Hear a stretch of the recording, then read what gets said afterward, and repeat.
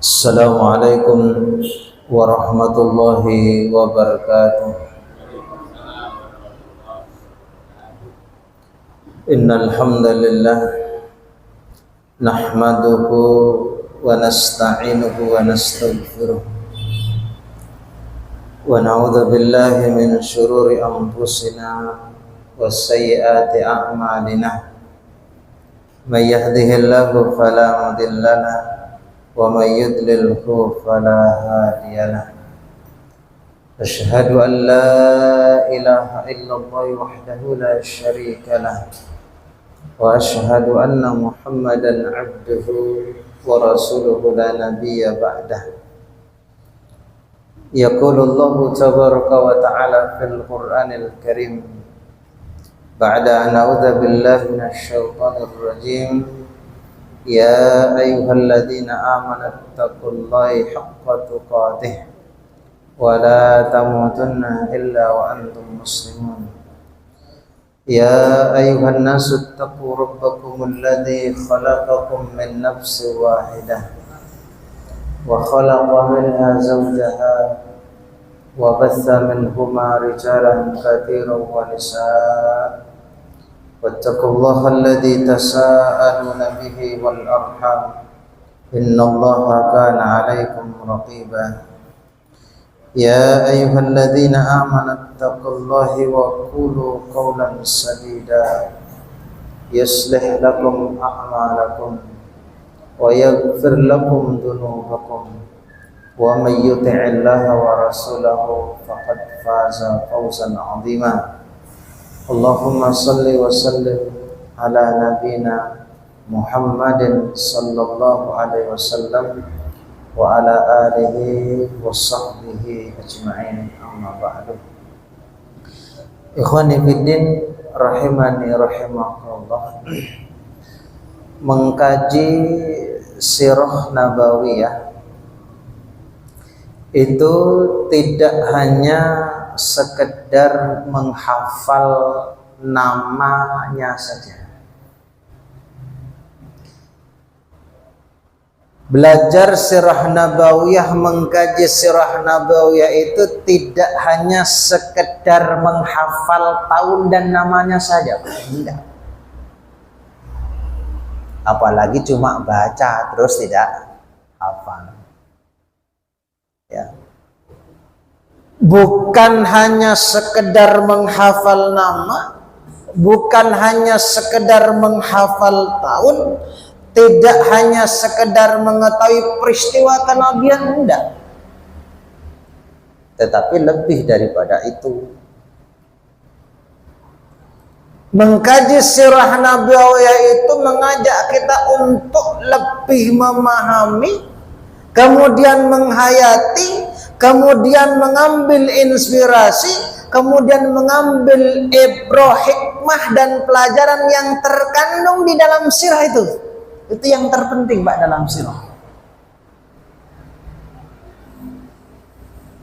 Kalau kita mengkaji sirah nabawiyah itu, ataupun secara umum kisah-kisah ataupun ya cerita-cerita yang ada itu, mampu nggak kita mengambil hikmahnya? Kalau enggak ya sudah, hanya sekedar dongeng saja. Ya. Ini yang mungkin kelemahan kita. Belajar sirah ya cuma belajar, enggak mau mengambil hikmahnya. Ya. Padahal setiap kisah yang ada, apalagi kisah-kisah yang tercantum di dalam Al-Qur'anul Karim, ataupun kisah-kisah Nabi, apalagi Nabi Muhammad sallallahu alaihi wasallam, itu banyak sekali hikmahnya, banyak sekali pelajarannya, tapi mampu nggak kita ngambil itu? Itu yang terpenting. Maka ikhwan sekalian, tujuan mempelajari dan memahami sirah nabawiyah itu tidak hanya sekedar mengetahui dan mencermati berbagai peristiwa sejarah, juga bukan semata-mata ya meriwayatkan aneka kisah dan kejadian yang dianggap orisinil. Enggak. Tujuan sejati mempelajari sirah nabawiyah, ya, mempelajari sirah Nabi sallallahu alaihi wasallam adalah agar setiap muslim itu dapat mengilustrasikan hakikat Islam yang menjelma dalam kehidupan Nabi kita Muhammad sallallahu alaihi wasallam. Ya. Ya. Maka ikhwan sekalian, ya, tidak sepatutnya kita mendapatkan kajian fikih sirah Nabi sallallahu alaihi wasallam itu setara dengan kajian riwayat hidup salah seseorang. Katakanlah khalifah atau raja, ataupun kisah-kisah tentang satu periode tertentu dalam sejarah, atau lagi kisah-kisah apalah begitu kan. Tidak bisa kita samakan, beda Pak. Ya. Karena sirah itu memiliki peranan penting dalam memahami ajaran Islam. Dengan kata lain, kata para ulama, ya, kajian sirah nabawiyah itu merupakan amal nyata yang bertujuan untuk menjelmakan hakikat Islam secara lengkap dengan sosok Nabi Muhammad SAW sebagai contoh idealnya. Jadi begitu. Ya. Jadi yang terpenting itu apa? Mengambil hikmahnya, pelajarannya. Bukan cuma cerita Pak, bukan cuma dongeng. Tidak begitu kalau kita belajar sirah. Ya, lah salah satu kitab sirah nabawiyah yang akan kita kaji, ya, pada kesempatan ini insyaallah dan nanti akan berlanjut adalah kitab Khulasah Nurul Yakin, ya. Ini sebenarnya terdiri dari 3 jilid, ya. Ini sudah diringkas. Saya bawa jilid satunya, ya. Ini terdiri dari 3 jilid. Ini ditulis oleh Syekh Umar Abdul Jabbar yang merupakan ringkasan dari kitab asal, yaitu Nurul Yakin juga, cuma diringkas. Nurul Yakin yang aslinya itu ditulis oleh Syekh Al-Khudri Bek ulama Mesir. Ini kan ringkesannya, ada kan ringkesannya ada 3 jilid kitab ini. Kita selesaikan dulu yang 1 jilid, nanti kalau sudah selesai 2 dan 3 ini sudah ringkasannya, ya. Insya Allah begitu nanti kita akan pelajari berlanjut, ya, sirah nabawiyah ini, yaitu Khulasah Nurul Yakin. Kemudian khonifiddin rahimahullah, tidak kita perpanjang pembahasan muqaddimahnya, kita langsung masuk kepada kitabnya, ya, langsung masuk kepada kitabnya, ya, yakni ad-daurul awal, periode pertama, ya. Biasanya kalau kita kajian kitab itu biasanya ada kitabnya Pak, biasanya kan. Saya pegang kitab, jenengan juga pegang. Biasanya begitu kalau kajian kitab, ya. Kalau pengajian umum ya enggak, itu kan. Kajian umum itu saya enggak seperti Ahad pagi niku kajian umum niku enggak bawa kitab itu enggak masalah, kan kajian umum. Nek kajian kitab ini namanya kajian kitab kok. Ya kudu nek kitab kan begitu kan, namanya kajian kitab. Sing dikaji kitab kok. Lah kok enggak bawa kitab. Namanya kalau enggak bawa kitabnya nomor apa? Sarah sehat. Ikhwani fiddin rahimani rahmukallah, ad-daurul awal, periode pertama. Min hayati Rasulullah sallallahu alaihi wasallam, dari kehidupan Rasulullah Sayyiduna Muhammadun, ya, nabi kita Nabi Muhammad, ya. Siapakah beliau itu?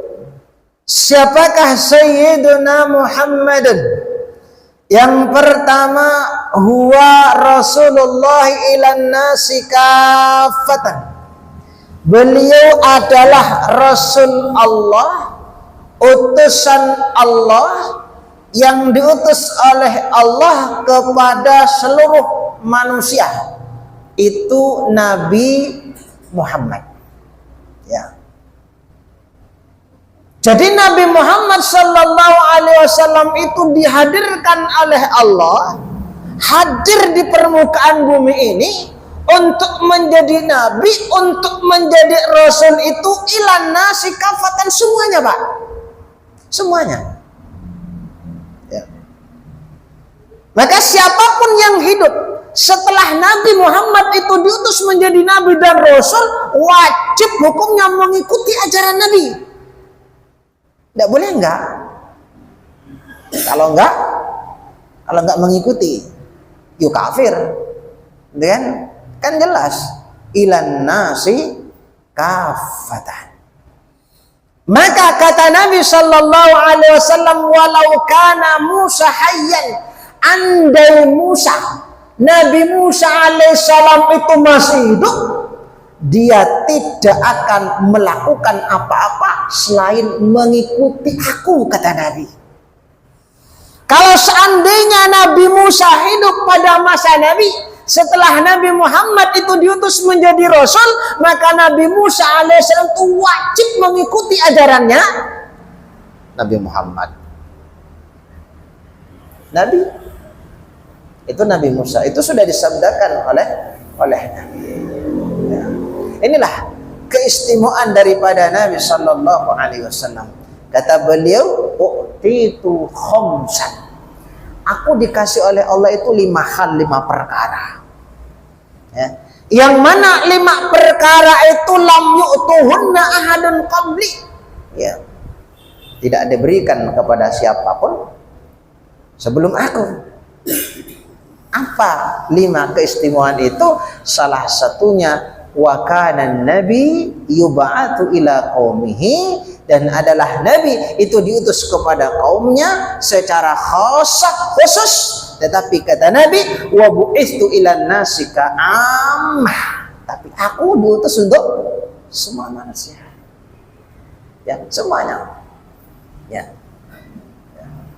Para nabi-nabi yang ada itu diutus oleh Allah Subhanahu wa taala kepada kaumnya secara khusus. Tidak boleh dia melebar kepada yang lainnya. Itu aturannya kan begitu.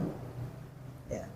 Nabi Musa kepada kaumnya, Nabi Isa kepada kaumnya, ya.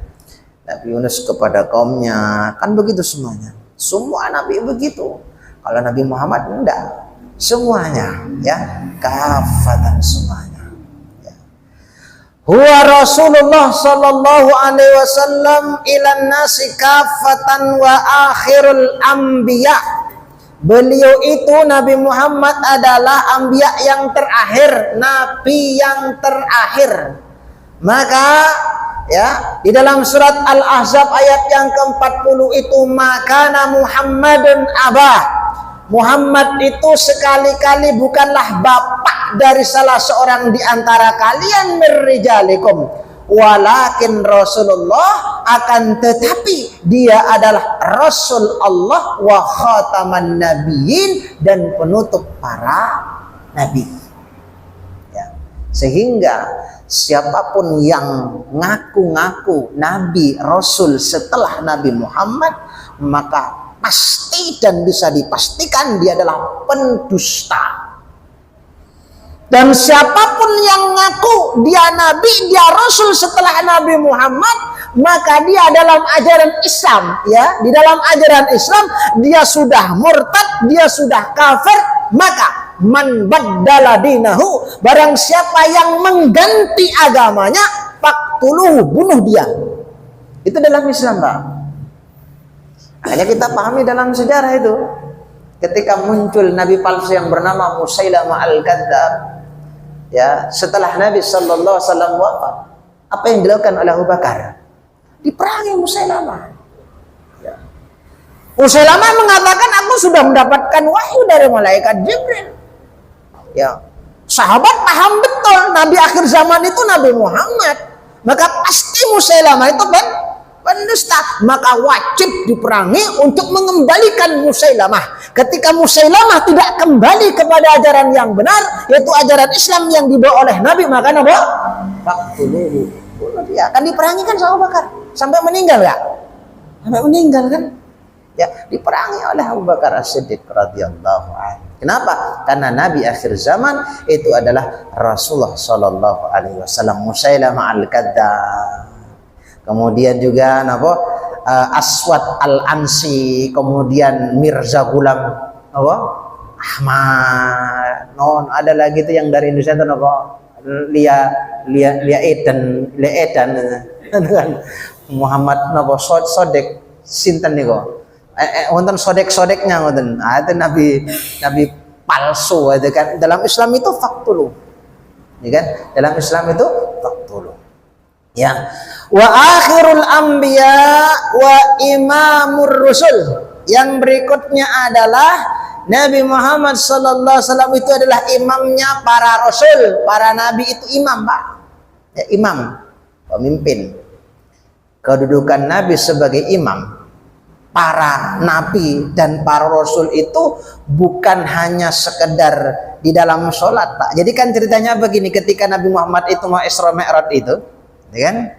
Sebelum beliau naik ke atas ke Sidratul Muntaha, itu kan beliau sholat di mana? Di Masjidil Aqsa, betul nggih? Dengan semuanya berkumpul, para nabi itu, para rasul itu, ya. Kemudian siapa yang akan menjadi imam? Siapa yang akan menjadi imam? Ternyata malaikat Jibril menggandeng Nabi, menuntun Nabi untuk jadi imam. Ya. Jadi Rasul itu menjadi imam di dunia, kan? Baik bagi para nabi, baik bagi para Rasul yang ada itu imam, Pak. Ya. Hatta yaumal qiyamah, sampai nanti pada hari kiamat Nabi sallallahu alaihi wasallam itu menjadi imam. Ya. Kenapa? Karena seluruh manusia sekalian yang dirahmati oleh Allah, seluruh manusia yang ada pada saat itu yang berada di padang mahsyar itu mereka mencari syafaat Nabi dan mereka berada di bawah bendera Nabi sallallahu alaihi wasallam. Semua, Pak. Kenapa? Karena di padang mahsyar itu manusia itu kan mencari untuk meminta apa? Syafaat. Ya. Ya. Manusia cari nih siapa yang bisa ngasih syafaat, itu kan, yang dihaturkan kepada Allah, itu kan, yang mau disampaikan kepada Allah Subhanahu wa taala. Siapa yang mampu, siapa yang berani untuk bertemu dan berjumpa dengan Allah, kan? Maka mereka datang kepada siapa yang pertama kali? Adam alaihissalam. Ya, minta apa? Ya syafaat itu. Ya. Tapi Adam kan tidak mau atau tidak mampu. Ya, kenapa? Karena Adam telah bermaksiat kepada Allah Subhanahu wa taala ketika beliau berada di mana? Di jannah itu kan, ya, melanggar memakan buah pohon yang terlarang, yang dilarang oleh Allah Subhanahu wa taala, sehingga menyebabkan Nabi Adam itu dikeluarkan dari surga. Tidak berani Nabi Adam. Ya, tidak berani. Ya. Maka katanya Adam, coba kalian datangi itu Nabi Nuh. Nuh juga tidak berani, Pak. Ya. Kemudian kata Nabi Nuh, coba datangi Ibrahim. Nabi Ibrahim juga enggak. Ya. Kemudian kata Ibrahim, coba datang itu Musa. Ternyata apa? Musa juga enggak bisa, enggak mau Musa. Enggak mampu, begitu kan? Coba datangi Nabi Isa. Nabi terakhir dari Bani Israel. Nabi Musa pun juga tidak mampu, tidak bisa. Coba datangi kepada Nabi Muhammad SAW. Baru, Pak. Ya. Mereka datang meminta kepada Nabi, ternyata Nabi sallallahu alaihi wasallam bisa. Kenapa? Karena beliau adalah satu-satunya Nabi, satu-satunya Rasul yang diberikan oleh Allah Subhanahu wa taala untuk meminta dan menghadap Allah Subhanahu wa taala. Itu Nabi Muhammad. Subhanallah, istimewa betul Nabi kita tuh, Pak. Beliau datang kepada Allah Subhanahu wa taala, beliau sujud di hadapan Allah, memintakan apa? Ya tadi itu. Maka orang-orang, ya, yang mendapatkan syafaat itu masuk surga. Masuk surga, kemudian ada yang masuk neraka, itu kan? Artinya sudah terpilah kan? Ada yang sudah tadi. Apakah Nabi cukup sampai di situ? Ternyata enggak. Nabi Shallallahu Alaihi Wasallam tetap datang kepada Allah untuk memintakan syafaat umatnya yang berada di dalam api neraka. Sujud lagi di hadapan Allah Subhanahu wa taala. Kemudian kata Allah, udah, kalau kayak kita bahasakan kan, udah, kamu pergi ke neraka, cari, ya, umatmu, ya, cari mereka-mereka yang di dalam hatinya itu masih ada iman walaupun seberat biji sawi, keluarkan dari neraka itu. Subhanallah. Ya, makanya kita sampaikan ya sekalian, kata penulis ini subhanallah ya. Ini kalimat yang sangat bagus sekali ya, rentetannya dari yang pertama sampai yang ketiga ini wa imamur rasul. Ya, imamnya para nabi, imamnya para rasul, imma fid dunya wa imma fil akhirah, di dunia dan berlanjut di akhirat. Maka kalau kita pengen mendapatkan syafaat dari nabi, ya jalan satu-satunya apa? Ikuti sunnah Nabi. Kan begitu, ya. Wa imamur rasul. Ya. Kemudian yang berikutnya yang kedua, ja'a bid-dini al-Islam. Beliau datang dengan membawa agama Islam. Ya. Agama sebagai way of life. Ya, aturan hidup. Ya. Ja'a bid-din al-Islam. Beliau datang dengan membawa agama Islam, aturan hidup. Alladzi yaqbalullahu yaumal qiyamah, yang mana Allah Subhanahu wa taala tidak akan menerima pada hari kiamat dinan ghairahu, agama selain Islam. Ya, innad dina indallahil Islam. Ya. Sesungguhnya agama satu-satunya yang diterima, yang diridai di sisi Allah itu hanya Islam, tidak ada yang lain, Pak. Maka untuk mendapatkan kebahagiaan, tiket untuk bisa mendapatkan surganya Allah itu hanya dengan Islam, bukan dengan yang lainnya. Itu yang harus kita pahami. Ya. Untuk mendapatkan surga itu hanya dengan Islam, Pak. Ya. Makanya tidak bisa kita katakan dalam ajaran kita ya, tidak bisa kita katakan agama itu sama, tidak bisa. Islam itu beda. Islam itu satu-satunya agama yang diridai oleh, itu menurut keyakinan kita. Kalau menurut keyakinan mereka yo, ya terserah kan, lakum dinukum waliyadi, puntohkan surganya kan yo. Itu tuh. Ya nggak kira-kira itu kan? Ya kita surga ya sesuai dengan surga yang dijanjikan oleh Nabi sama kita. Kalau surga mereka itu ya urusan mereka kan, lakum dinukum waliyadi. Mereka mengatakan agama mereka paling benar, ya sudah terserah, itu urusan mereka. Kita juga begitu kan, begitu kan? Innad dina indallahil Islam. Kenapa? Karena mereka tahu, karena mereka memahami bosnya agama mereka, agamaku yang paling benar. Ya sudah, urusan kamu yuk kamu, aku yuk aku, kan begitu kan? Lakum dinukum waliyadi. Apalagi kita ini kan tidak boleh memaksakan, Pak. Berdakwah, dakwah tetap lanjut, karena dakwah itu ya kepada orang Islam juga oke, itu kan, kaum muslim juga oke, kepada orang kafir juga boleh. Sampaikan dakwah ini kepada orang yang beragama di luar kita, katakanlah kepada orang kafir non Islam maksud saya, itu kan, sampaikan kepada mereka, tidak apa-apa. Kenapa? Karena itu tugas kita. Tapi ingat, jangan memaksa. Kan begitu kan? Kaidahnya, ayatnya adalah lakum dinukum waliyadi. Ya kan? Tidak boleh maksa, tapi dakwah harus tetap disampaikan. Cuma kita ini kan rata-rata dakwahnya kan cuma sama teman sendiri, betul nggak? Iya kan? Dan sama orang lain kan rotok wedi kan, kan? Ya, itu kan kita, itu kan, yo jujur enggak jujur memang gitu kok. Kita itu kan jarang ngajak orang yang di luar agama kita, itu kan, ayo, enggak kan, itu kan? Ya mungkin ya rotok perkewo, gitu kan?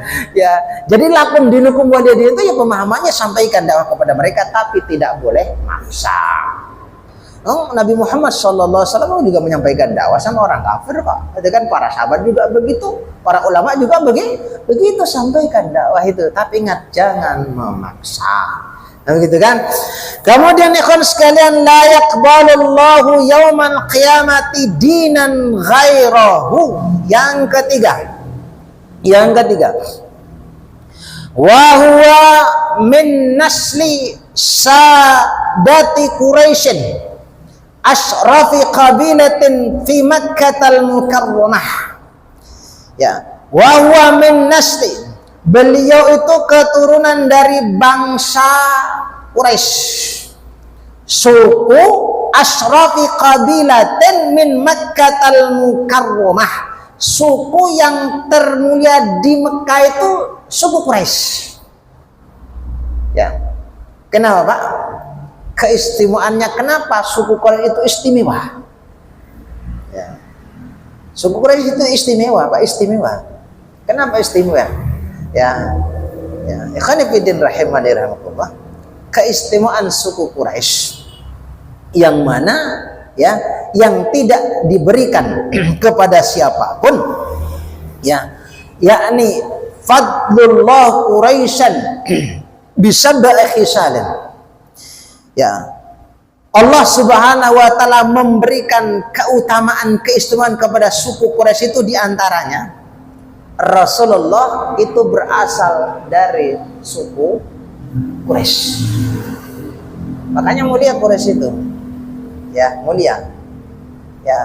Rasul itu berasal dari keturunan Quraisy, kemudian kekhilafahan itu juga ada pada Quraisy. Maka nanti khilafah yang terakhir yang dipimpin oleh Imam Mahdi itu dari mana? Quraisy. Makanya orang Indonesia nggak dapat job itu. Kenapa? Ya Quraisy. Makanya nggak boleh ngaku-ngaku Imam Mahdi. Orang Indonesia nggak boleh ngaku Imam Mahdi. Kenapa? Karena bukan dari Quraisy. Kan begitu kan? Nggak boleh. Ini jam pinten. Ini saya jam 7:04. Ya. Ya. Ya. Jadi itu keistimewaannya, Pak. Jadi kekhilafahan itu ada pada Quraisy, Imam Mahdi itu. Ya. Ini kalau kita cerita itu kan, kita kembali lagi kepada pembahasan yang pertama itu, bahwa orang yang hidup setelah Nabi Muhammad menjadi Nabi Rasul, dia kan harus mengikuti ajaran Nabi. Ya. Maka nanti ketika Nabi Isa alaihissalam itu diturunkan oleh Allah ke permukaan bumi, kan? Karena ada yang berpendapat Nabi Isa itu kan sampai sekarang kan belum wafat toh. Ya, kalau tidak keliru saya baca, ya, Nabi Isa alaihissalam itu diangkat oleh Allah Subhanahu wa taala atau diwafatkan oleh Allah itu ke langit, ya. Kalau tidak keliru saya umurnya itu umur 25 tahun. Umur 25 tahun itu diangkat, ya.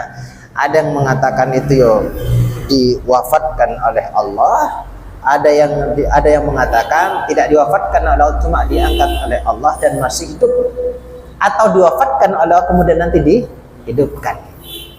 Tapi yang jelas nanti beliau akan turun ke dunia. Salah satu tugasnya adalah untuk membunuh Dajjal. Begitu kan? Ya. Dajjal itu berada di permukaan bumi, berada di dunia berapa hari? 40 hari. Cepat gak kira-kira? Dajjal itu ada di dunia cuma 40 hari, Pak. Nggak ada 2 bulan, 40 hari. Tapi luar biasanya, Pak, Dajjal itu, ya, 40 hari itu seluruh dunia itu bisa didatangi oleh Dajjal, kecuali Mekah, Madinah, dan Baitul Maqdis. 3 tempat itu. Berarti Indonesia yuk kena. Indonesia juga dapat nanti tuh.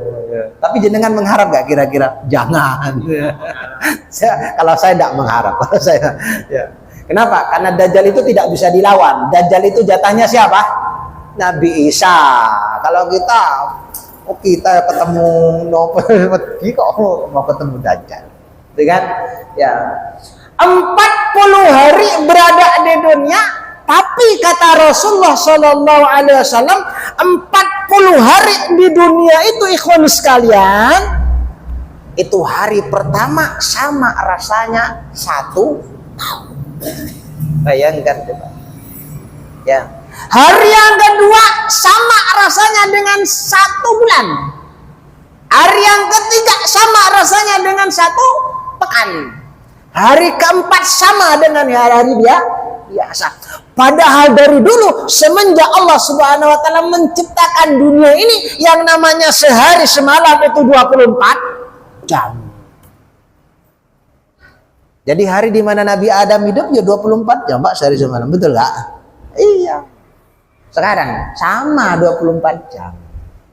Tapi yang membedakan itu kan ya perasaan dah, rasa-rasanya. Makanya kata Nabi, ya, tanda akhir zaman itu, ya, waktu itu terasa cepat. dekat. Kita meh poso, gitu kan? Ini kan sudah masuk napa niki?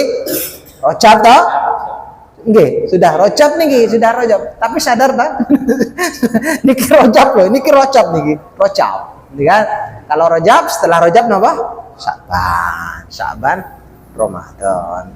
Padahal kita yuk kemarin toh. Gitu kan? Iya kemarin. Rasa-rasanya gitu kan. Cuma kan perasaan loh, perasaan. Ya. Itu kan tanda akhir zaman, Pak. Tanda akhir zaman itu waktu itu ya sholat cepet begitu kan. Lah, nanti ketika Dajjal itu turun ke dunia, hari yang pertama itu sama rasanya tuh 1 tahun. Bayangkan coba, semuanya bal begitu kan, 1 tahun kok. 1 hari 1 tahun. Masya Allah. Ya. Lah, kita kembali lagi kepada pembahasan tadi, ya, bahwa ikhwan fillah rahimani rahimakumullah, ya, Dajjal turun, ya, kemudian Nabi Isa turun untuk membunuh Dajjal, dan mereka ketemu di masjid ya antara Imam Mahdi dengan Nabi Isa itu kan, ya, kemudian mengimami sholat apa? Sholat subuh toh, yang menjadi imam siapa? Imam Mahdi. Imam Mahdi itu siapa? Beliau bukan seorang nabi, betul nggak? Bukan seorang rasul, tapi umatnya Nabi Muhammad sallallahu alaihi wasallam. Dibandingkan dengan Isa itu siapa? Nabi. Isa itu rasul, ya. Tapi kan sekalian beliau menjadi makmumnya Imam Mahdi ketika sholat. Makanya kata Nabi, laukana Musa hayyan, kalau seandainya itu Musa hidup pada zamanku, pada masaku, maka dia tidak akan melakukan apa-apa selain mengikuti petunjukku. Itu Pak, kaidahnya begitu. Laukana Musa hayyan ma wasi'ahu illa tibai.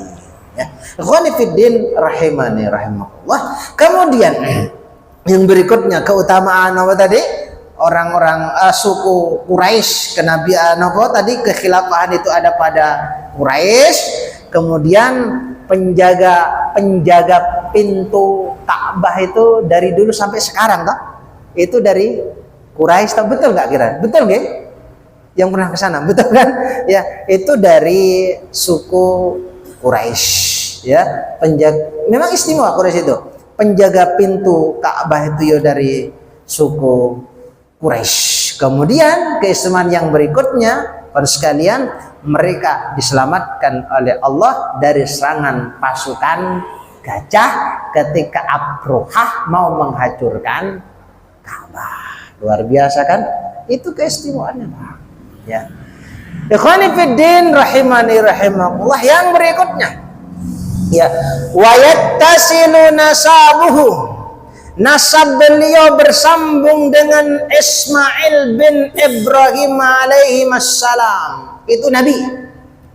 Jadi Nabi Muhammad itu ditarik itu kan nanti ketemu sama Nabi Ibrahim. Ya, Nabi Ibrahim itu kan punya anak satu bernama Nabi Ismail alaihissalam. Kemudian yang kedua Nabi Ishak. Ya, kemudian Nabi Ibrahim alaihissalam itu beliau punya anak Ismail, kemudian Ismail itu punya anak 12, semuanya laki-laki. Itu Ismail punya anak 12 itu semuanya laki-laki dari istri yang kedua. Karena istri yang pertama kan dicerai itu dalam kisahnya itu kan, yang tidak pandai bersyukur nih loh. Nah, itu kan dicerai toh, kemudian belum nikah lagi dengan wanita, seorang ya jelas wanita toh, dengan wanita, istri itu kan. Kemudian beliau punya anak 12, semuanya laki-laki, ya. Semuanya laki-laki, Pak, 12, ya, semuanya laki-laki. Lah, yang terdeteksi dari 12 itu cuma 2, ya. Yang pertama itu adalah nabat, yang kedua itu adalah qidar ataupun qaidar. Ya, 2 itu yang terdeteksi. Kalau nabat itu mereka hidup bersidar di daerah di Hijaz Utara. Kemudian qidar itu, Qidar bin Ismail maksudnya, itu mereka hidup di Makkah. Ya, itu qidar. Kemudian mereka beranak pindah ke ya berkembang nopo bahasannya di bawah. Ibrana pinak.